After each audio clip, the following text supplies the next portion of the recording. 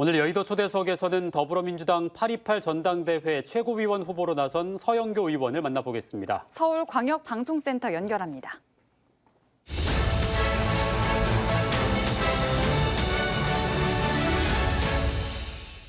서울광역방송센터입니다. 여의도 초대석. 오늘은 윤석열 정부의 경찰 장악 관련한 이슈와 달아오르고 있는 828 민주당 전당대회 얘기해보겠습니다. 민주당 경찰 장악저지 대책단장을 맡고 있는 최고위원 후보 3선 서영교 의원 스튜디오에 모셨습니다. 의원님 안녕하세요. 예, 안녕하세요. 많이 바쁘시죠? 오늘도 급하게 네. 오셨던데. 네네. 저희 여의도 초대석 처음 모셨는데 예. 광주 전남 시청자께 인사 말씀 먼저 부탁드리겠습니다. 네. 광주 전남 시청자 여러분 안녕하십니까? 기호 2번 더불어민주당 최고위원 후보 서영교입니다. 저는 이화여대 총학생회장을 했습니다. 이화여대 학생 시절 광주의 이야기를 듣고 잠을 잘 수가 없었습니다. 가슴이 아파 살 수가 없었습니다. 제가 살기 위해서라도 광주의 이야기를 세상에 할 수밖에 없었습니다. 저는 그렇게 총학생회장을 했고 광주 학살, 전두환 정권 파도 투쟁에 앞장섰습니다. 저는 치안본부에 끌려가 물고문도 당했습니다.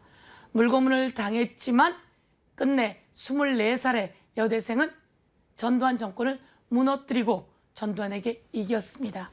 광주, 전남 시민 여러분, 다시 한번 그때를 기억하면서 언제나 정의를 위해 앞장서겠다 이런 말씀 드리겠습니다. 앞으로 더불어민주당의 최고위원이 되어서 정의로운 세상 만드는 데 앞장서겠습니다. 감사합니다. 서영교입니다. 잘 들었습니다, 의원님. 치안본부 시절 얘기를 말씀을 해주셨는데 네. 그제 수요일 고 안병하 치안감 당시 5.18 당시 발포 명령 거부해서 신군부에서 고초를 좀 많이 치르셨는데 안병하 기념사업회랑 기자회견을 같이 열었던데 어떤 내용인지 좀 말씀을 해주시죠. 네. 5.18 당시에 발포 명령을 거부한 안병하 치안감, 네. 진정한 경찰이시죠. 그렇게 발포 명령을 거부했다고 해서 잡혀가 고문을 당했고 그 고문 후유증으로 세상을 떠나셨습니다. 네. 우리 안병하 치안감님의 자제분이신 안호재 선생님께서 페북에 글을 쓰셨습니다. 진정한 경찰을 위해서 그 발언을 해준 행안위원장 출신의 서영교를 지지한다. 네. 그러면서 저에게 같이 기자회견을 하면 어떻겠느냐라는 제안을 하셨고 제가 어제 네. 안호재 선생님과 그 사업회. 그 사업회와 네. 그리고 또 경찰국 저지를 위한 우리 경찰 분들과 같이 기자회견을 하게 되었습니다. 네. 그 제목을 보니까는 경찰국 신설 규탄 김순호 경찰국장 이상민 행정안전부 장관 사퇴 촉구 기자회견 이렇게 맞습니다. 좀 길긴 하던데 윤석열 대통령이 청문 보고서 채택 없이 윤익은 경찰청장 후보자 임명안을 제거했습니다. 어떻게 보시나요? 경찰은 엄청난 권력기관입니다. 살아있는 권력도 수사해야 됩니다. 윤석열 권력, 김건희 권력, 그리고 그 측근들 권력까지 다 수사해야 되는 기관인데 네. 이 독립과 중립이 확실하게 담보되지 않은 상태이기 때문에 청문 보고서를 채택할 수 없었던 거죠. 네. 그럼에도 불구하고 임명을 강행했다. 이것은 민심을 무시하는 처사이기 때문에 민심이 책임을 묻게 될 것이다. 네. 이렇게 보고요. 네. 그래서 저희가 이상민 행안부 장관은 장관의 자격이 없다. 그리고 김순호 경찰국장, 네. 경찰국장이 자격이 없다. 사퇴해야 된다. 이렇게 강하게 이야기를 하게 된 것입니다. 그 윤익은 청장 후보자 청문회에서 김순호 초대 경찰국장에 관련된 의혹, 그 채용 당시 의혹 그리고 그 이후의 행적에 대해서 좀 많은 의혹을 제기하셨는데 어떤 내용들인지 다시 좀 말씀을 해주시죠. 당시에는 민주화 운동을 하던 많은 사람들이 있었고 네. 노동 운동을 하던 사람들이 있었죠. 인노회라고 노동 운동을 하던 사람들이 있었습니다. 네. 거기에 김순호 현 경찰국장으로 임명된 사람도 당연히 그 조직에서 노동 운동을 같이 했던 사람 중에 한 명입니다. 네. 그런데 김순호라고 하는 사람이 사라지거나 이런 다음에는 이 조직이 반국가 단체로 몰려가지고 엄청난 고문을 당하고 또 잡혀가고 나면 또 다른 사람이 또 잡혀가고 그리고 이 사람 김순호 국장의 가장 바로 위에 있던 선배는 그렇게 끌려가서 어마어마한 고문을 당하고 끝내는 목숨을 끊은 상태입니다. 최동 열사 예, 말씀하시는 최동 열사의 이야기죠. 이 많은 사람들이 그것으로 의문을 갖고 있었던 겁니다. 그런데 이번에 경찰국장으로 나오면서 이 얘기가 세상 밖으로 나오고 자기 스스로 이제 이야기하게 된 겁니다. 네. 주사 팔아서 내가 자수했다. 그런 과정 속에서 내가 특채가 됐다. 그러니까 요약하면은 김순호 국장 같은 경우는 인노회 말씀하신 활동을 하다 어느 순간 잠적을 했는데 잠적한 시기에 조직이 괴멸되고 조직원들이 무슨 연유인지는 모르겠지만 속속들이 다 알고 온 경찰들한테 잡혀가고 그래서 밀고 아니냐 뭐 지금 그런 의혹들을 제기를 하신 거잖아요. 그렇습니다. 이게 지금 기자회견장에서 이상민 행정안전부 장관 탄핵해야 된다라고 말씀을 네. 하셨는데 이게 뭐 당론으로 탄핵을 가는 건가요? 어떻게 되는 건가요? 헌법에는 네. 정부가 조직을 만들게 될 때는 법에 근거한다 이렇게 돼 있습니다. 네. 그리고 행안부 장관의 정부 조직법에는 경찰국을 설치할 수 있는 근거가 하나도 없습니다. 네. 그래서 헌법에 위배되고 법률에 위배되는 상황인 거죠. 헌법에 위배되고 법률에 위배되면 그 국무위원은 탄핵 대상이 될 수 있다. 네. 그렇다면 당에서는 이 부분을 탄핵을 검토하고 있는 거고요. 그 검토하고 있고 탄핵을 위한 그 근거들을 차곡차곡 쌓아나가고 있다 이렇게 말씀드릴 수 있을 것 같습니다. 아직 당론으로 확정된 건 아니네요. 그러면. 이 부분은 탄핵 대상이고 탄핵해야 합니다. 그리고 그것을 만들어 나가기 위한 작업들을 하고 있다 이렇게 말씀드리겠습니다.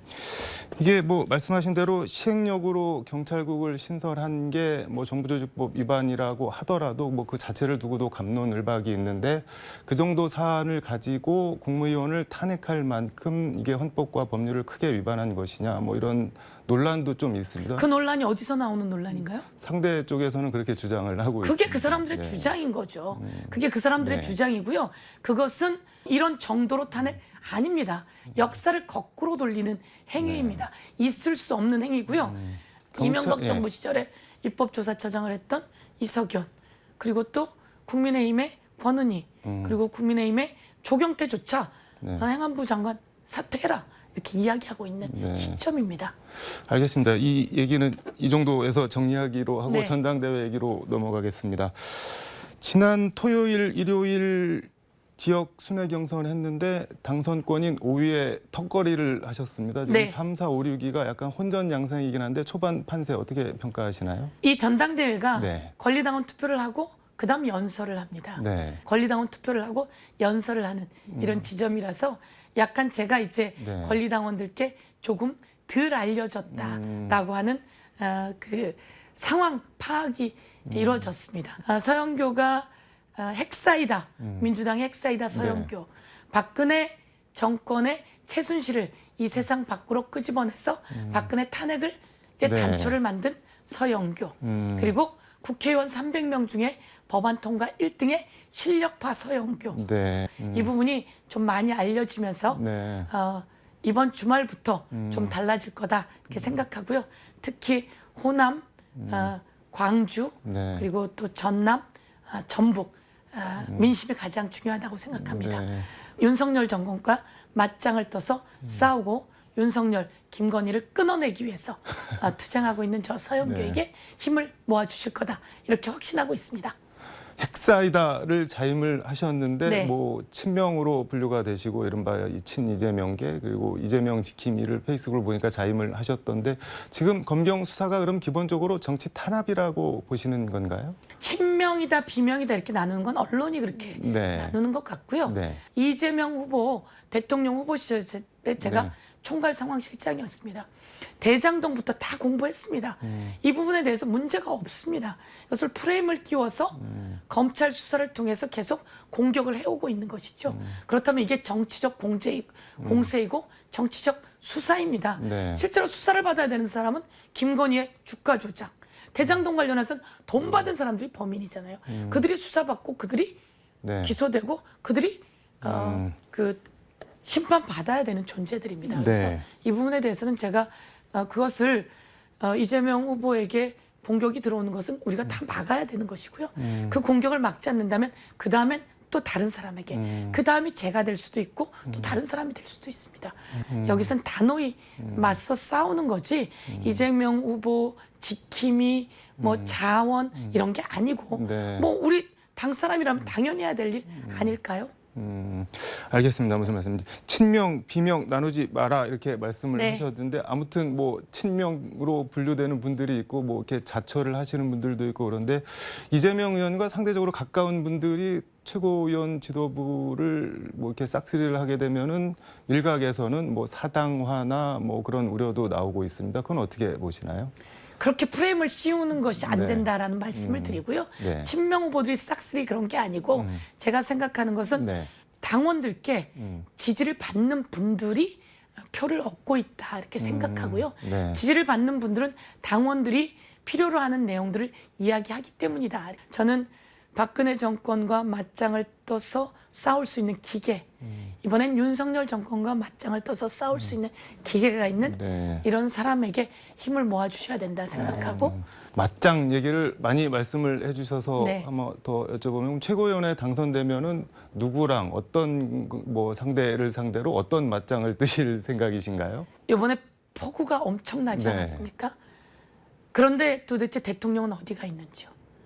이 엄청난 폭우가 일어나고 많은 사람들이 피해를 입을 때 대통령부터 현장으로 뛰어나와야 합니다. 네. 그래야 행안부 장관도 뛰어나오고 경찰, 소방 그리고 모든 장관들이 뛰어나와서 현장을 보고 현장을 살피고 지원하고 극복시킬 수 있는 일들을 하게 됩니다. 그런데 그걸 하지 않습니다. 그리고서는 비가 오는데 밤에 굳이 대통령이 나가야 될 이유가 있냐?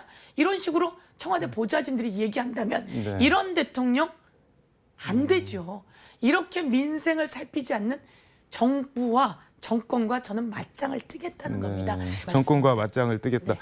그 한덕수 총리 같은 경우는 목요일 CBS 라디오 인터뷰에서 뭐 이런 대통령 이른바 자택근무, 자택 지시 논란에 대해 뭐 시스템이 다 갖춰져 있다. 자택에도 대통령실에 준해서 문제 없다. 이렇게 말씀을 하시던데 어떻게 보시나요? 자택에 무슨 시스템이 어떻게 갖춰졌는지 다 낱낱이 드러내면 좋겠고요. 네. 제가 청와대 춘추관장을 했었습니다. 네. 사실은 거의 잠을 못 자면서 매번을 지냈습니다. 네. 큰 사고가 날 때는 대통령께서 청와대 그 NSC 그 벙커에 머무르면서 모든 걸 지시했습니다. 근데 집에서 자택에 그런 시스템이 갖춰져 있다고 하는 국무총리가 그런 발언을 하니까 문제다. 저는 이렇게 생각합니다. 시스템이 갖춰져 있기는 있을까요? 그런데 그러니까 제가 문제죠. 아니 사적인 집에 어떤 시스템이 어떻게 갖춰지는지 제가 모르겠지만 네. 그 안에서 뭐 지시를 하면 지시를 받고 빨리빨리 움직일 수 있는 보좌진과 비서진 이 모두 다 대통령이 빨리 대통령 업무실로 나와서 그 사람들도 전부 다 나와서 비상 대기를 해야죠. 그리고 비상적으로 움직이고 비상하게 움직여야 되는 거 아니겠습니까? 알겠습니다. 이 아니 얘기는 네. 대통령 청와대에서부터 나오겠다고 우긴 것부터 잘못이라고 생각이 들고요. 네. 대통령 집무실도 시스템이 좀 덜 갖춰져 갖고 다시 더 갖춰 나가야 되는 상황인데 대통령 뭐 집에서 했다고 하니 참 지나가는 소가 웃을 일이다. 정말 국민이 네. 정말 통탄할 일이다 이렇게 생각합니다. 이재명 의원 관련한 거 하나만 더 여쭤보도록 하겠습니다. 그 대선과 지선 결과적으로 어쨌든 두 번 다 졌습니다. 그런데 왜 또 이재명이어야 하냐라고 묻는다면 뭐라고 답변을 하시겠습니까? 많은 당원들이 요구하고 있습니다. 그리고 국민들도 여론 지지가 높다는 거 그 요구를 하고 있는 거죠. 좀 더 카리스마 있는 지도부가 만들어지고 또 실력 있는 지도부가 만들어져서 네. 국민의 어려움을 대한 정당으로서 해나가라. 그리고 또 더불어민주당이 다음에는 승리해야 된다. 네. 그렇다면 실력 있고 능력 있는 지도부가 필요하다. 그래서 그 지도부를 필요한데 그 지도부를 필요할 선거를 치르고 그런 과정 속에서 이재명 후보를 요구하는 사람들이 많았던 거죠. 이 위기의 시기에 당을 잘 추스려서 대한정당으로 승리를 만들어 나갈 정당으로 해나가는데 이재명 후보가 필요하다고 판단되었다 이렇게 생각하고 있습니다. 알겠습니다. 시간이 조금 많이 지나서 마지막 마무리 말씀 듣도록 하겠습니다. 네, 존경하고 사랑하는 광주 시민 여러분, 존경하고 사랑하는 전남 도민 여러분, 더불어민주당의 전당대회가 치러지고 있습니다. 저 서영교 서민의 영원한 다리 서영교, 민주당의 핵사이다. 저 서영교를 비롯한 8명의 그 최고위원 후보들이 뛰고 있습니다. 이제 윤석열 정부의 저 무능 그리고 오만 정치 보복에 매몰되어 있는 저 정권의 문제를 끊어내고 이제 더불어민주당이 승리하는 정당으로 가야 된다 이렇게 생각합니다. 그리고 국민으로부터 사랑받는 대한정당의 모습을 보여야 한다 이렇게 생각합니다. 핵사이다 서영교 열심히 투쟁하겠습니다.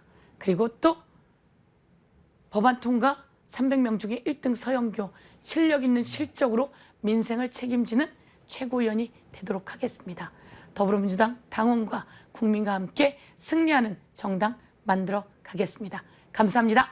방송에 나와서 열심히 투쟁하시겠다고 하는 분은 의원님 오늘 처음 뵙습니다. 네. 최고위원 되면 한 번 더 모셔서 누구랑 어떻게 무슨 일로 맞짱을 뜰 건지 한번 다시 들어보도록 네. 하겠습니다. 오늘 고맙습니다. 말씀 고맙습니다. 광주 화이팅, 전남 화이팅입니다. 제가 인사할 타임을 놓쳤습니다. 고맙습니다. 고맙습니다. 네, 지금까지 서울광역방송센터에서 민주당 경찰 장악 저지 대책단장을 맡고 있는 최고위원 후보 서영교 의원과 함께 전해드렸습니다.